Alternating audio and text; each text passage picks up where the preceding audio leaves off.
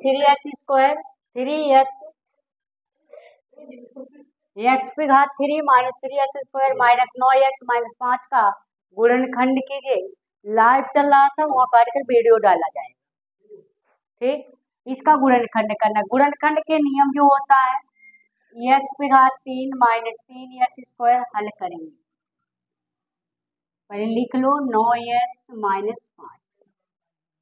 Page number खोजना भी। अब प्रश्नावली 5 आपका 2.3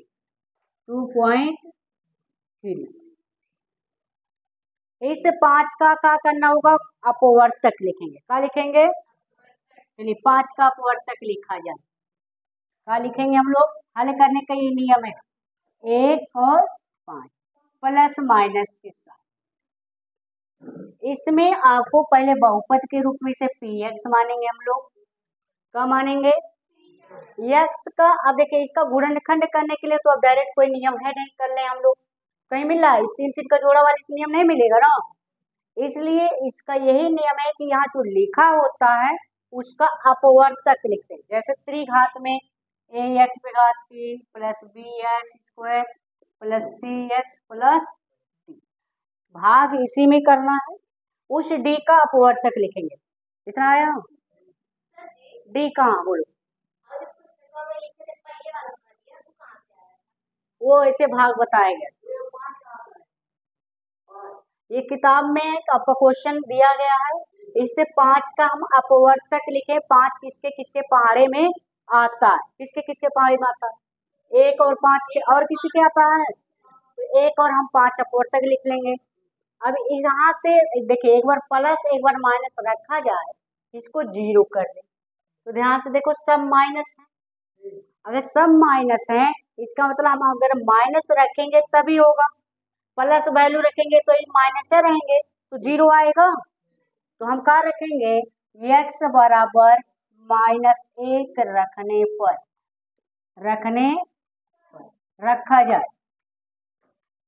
p -1 ये रख लियो ना शून्य ज्ञात करने के लिए, तो रखो -1 पे घात 3 गुणे -1 पे घात 2 9 गुणे -1 इतना आ गया। इतना रख लोगे कि नहीं रखोगे? इतना नहीं रखोगे।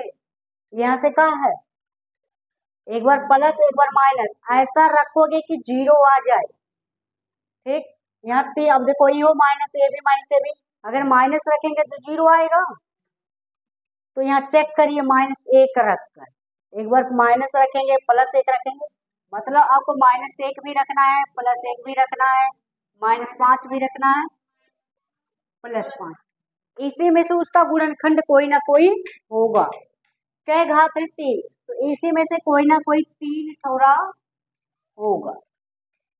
कितने? 3। तो बताओ इसमें से कौन लिया जाए? -1 हमने रखा तो रखे, माइनस पे घात 3 का मान -1, 1 का वर्ग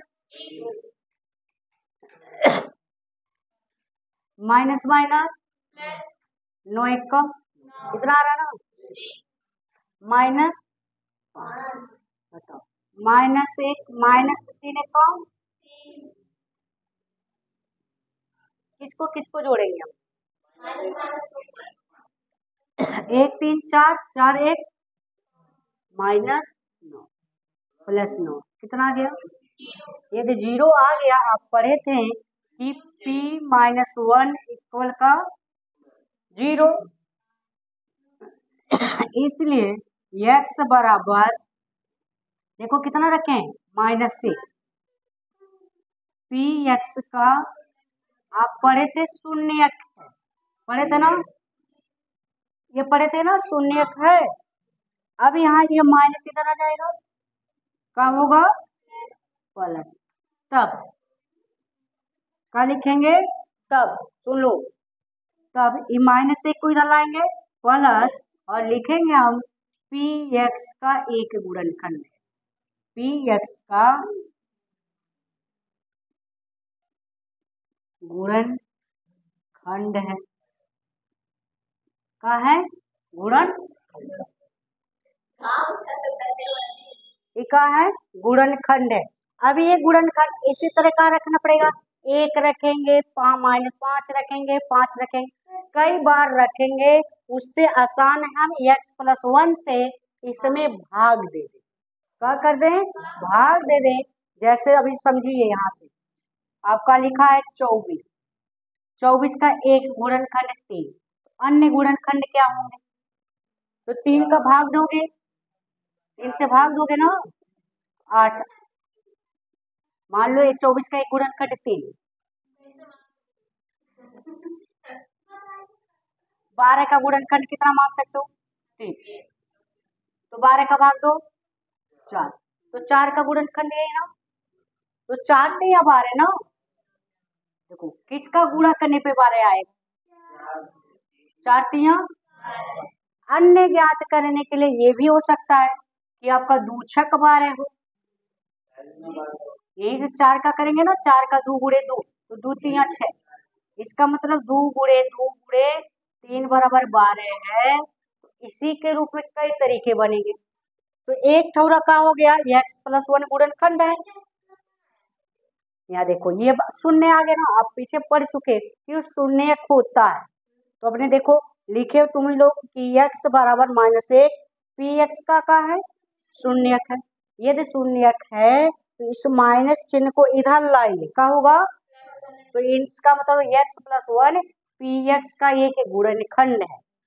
इतना ये लिखना पड़ता है। शून्यक है तो इसका मतलब ये माइनस इधर आ जाएगा, अगर प्लस होता तो इधर आएगा, ये माइनस इधर आएंगे प्लस, तो x+1 पी एक्स का एक गुणनखंड हो गया। यहाँ बराबर रखने पर शून्यक, यहाँ बराबर इधर ला देंगे, क्वेश्चन में लिखकर कहेंगे शून्यक है। इतना आ गया ना। अगर एक गुणनखंड हो गया तो इस गुणनखंड x+1 से यदि हम पी एक्स में भाग दे दें, जो भागफल आएगा, क्या आएगा? भागफल आएगा। यानी आपको x+1 से क्या करना पड़ेगा? पी एक्स में भाग देंगे। पी एक्स में क्या करेंगे? भाग देंगे। यहाँ आपको क्या मिलेगा? भागफल। और शेषफल क्या हो जाएगा? शेषफल क्या होगा? जी। चलो यहाँ तक लिखो, वीडियो बंद करो।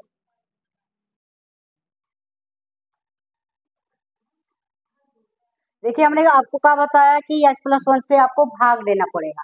चलिए हम यहाँ भाग देंगे हम लोग। तो एक गुणनखंड इसका क्या है? x+1।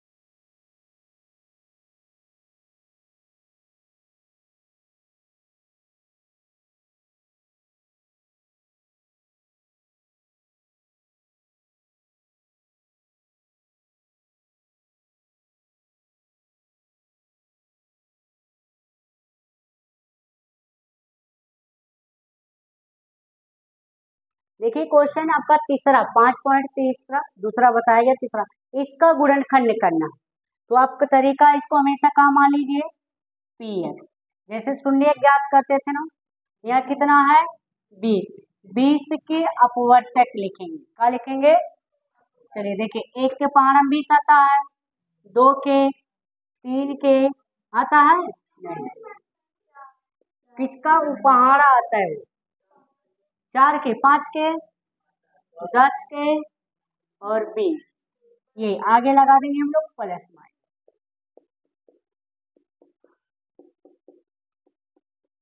हो गया ना। अब यहाँ ध्यान से देखो, अगर हम लोग को अगर हम प्लस रखेंगे तो कटेगा नहीं, हमें कहाँ रखना पड़ेगा, क्योंकि सभी किसमें है प्लस में। अगर यहाँ देखिए एक रखने पे आएगा कि नहीं, ध्यान से देखिए, अगर हम एक रखें वही देखिए 13 आपका कितना है, और यहाँ एक आएगा ना 32 से 33, 13 दिख रहा है भाई, कितना 20, कितना हो जाएगा 33, 33 33 से कट जाएगा ना, तो हम क्या रखें x बराबर -1, x बराबर क्या रखेंगे, प्लस रखने पे वैल्यू कटेगा, जीरो नहीं ना आएगा, क्या रखेंगे माइनस, इसी में से रखना रहेगा, अपनी मर्जी से नहीं। तो एक रखिए p-1, 20 किसके किसके पहाड़े में आता है, वो लिखा गया अपवर्तक 20 का। चलिए रखिए -1 पे घात 13 गुणे -1 पे घात प्लस 32 गुणे -1 प्लस कितना आ रहा, अब हल कर लेंगे कि नहीं, -1 पे घात 3, क्या लिख रही हो, समझ लो, -1 पे घात 3 प्लस, अभी सवाल दे देंगे अपने से बना लो कि चाहे कितना सवाल, यहाँ देखो 13 गुणे 1 का वर्ग माइनस का वर्ग प्लस होता है, देखिए प्लस माइनस -32 से कम। अब बताइए 1 का घन, तो आप पढ़े ऋणात्मक घन ऋण में होगा, -1 -1 -3 बार गुणा करोगे माइनस है होगा, प्लस 13 कम -32 प्लस ऋण ऋण में जोड़िए -1 -32 -33 प्लस प्लस में जुटेगा 13 और 20 33, घटाइए कितना आ गया, तो शून्य आ गया, शून्य है कि नहीं है, क्या लिखेंगे, चूंकि p-1 बराबर 0 इसलिए x बराबर -1 px का शून्यक है, इसलिए या इसलिए ये माइनस इधर आएगा, x+1 px का एक गुणनखंड हो गया, गुणनखंड होगा। अब यहाँ ध्यान से समझिए, कितने घात हैं 3, तो कितने गुणनखंड होंगे 3 ही। अब यहाँ कितने दिख रहे हैं 1 2 3 4 5 6, अब 6 बार रखना पड़ेगा, 6 बार रखोगे तो 6 बार रखोगे तो बहुत बड़ा हो जाए, इसलिए क्या करिए x+n से px में भाग देंगे, जो आएगा भागफल उसका क्या करेंगे गुणनखंड। चलिए इतना लिखिए तब तक,